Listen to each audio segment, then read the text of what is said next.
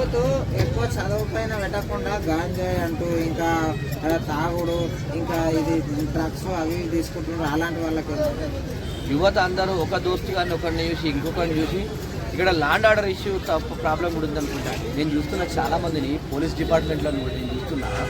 నా ధర్మపురి నియోజకవర్గం, నా కాన్స్టిట్యున్సీలా, నా జిల్లాలో చూస్తుంటే కదా బట్ గంజాయితో పోరాడు దొరుకుతాడు. మనం ఏం చేస్తారంటే పోలీసు కూడా 500 రూపాయలు 1000 రూపాయలు తీసుకొని మనం వదిలేస్తాడు. అంటే ఇంత దుర్మార్గమైనటువంటి పరిస్థితి. వాళ్ళకి కౌన్సిలింగ్ లేదు, ఏం లేదు. మాకెందుకు, మేమెందుకు, మాకేం పని అనేటువంటి ఎజెండా ఉంది తప్ప ఇవాళ ఎవరండి ల్యాండ్ ఆర్డర్ స్ట్రిక్ట్ ఉన్నాక ఎందుకంటే ఎయిటెండ్ ఇన్సిడెంట్లు ఇవన్నీ ఇంకొకసారి కాకుండా మనకి దొరికిన పైసలు ఇవ్వడం వాడిని పలగొడతా గిట్ట అప్పుడు వాడు భయం చేస్తాడు. అవన్నీ లేదు, బుద్ధి చెప్పడం లేదు. యువత ఏం తెలుసా, ఒక్క నిమిషం ఒకటి ఖరాబ్ అవ్వడం. గంజాయి తాగి ఎర్రగడ్డ మెంటల్ హాస్పిటల్లో ఒక చూసి మీడియా దృష్టికి రాలేదు. నేను చెప్తున్న స్వయాన ఎట్ టైంలో 300 మంది పేషెంట్లను గంజాయి తాగిన పేషెంట్లు మైండ్ పనిచేయక ఎర్రగడ్డ మెంటల్ హాస్పిటల్లో ట్రీట్మెంట్ ఇచ్చిరండి 2 సంవత్సరాల కింద. ఈ విషయం మీడియా దృష్టికి రాలేదు.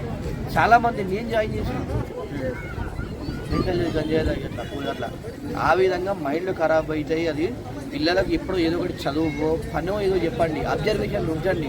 పిల్లగాడు వేడి రాత్రి 12 గంటలకు వస్తాడు కదా అనేటట్టు కాదు. పిల్లలకు ఎప్పటికప్పుడు అబ్జర్వేషన్ ఉంచుకుంటా వాళ్ళకు కష్ట సుఖాలను తెలవాలి. మనం ఈ స్థాయి నుంచి వచ్చినాము, మనం మన నాన్న మన అయ్య మీకు ఇంత కష్టపడుతున్నాము, ఇది అవుతున్నాం, మీరు మంచిగా ఉండాలని చెప్పాలి. అడిగిన వాళ్ళు ఇస్తే ఇవ్వండి మీ పిల్లలకు, ఓకే నో ప్రాబ్లం. కానీ చెప్పాలి ఇది రావడానికి మేము ఎంత కష్టపడితే వచ్చినాయి అని చెప్పేసి చెప్పాలి. ఎంతో కొంత 100 మాటలలో ఒక 10 మాటలు వింటాడు కదా, ఆ విధంగా చూపాలి. గారాబం చేయకండి. గారాబం చేస్తే మీకు నష్టమే, సమాజానికి నష్టమే, దేశానికి నష్టమే అని చెప్పి తెలియదు.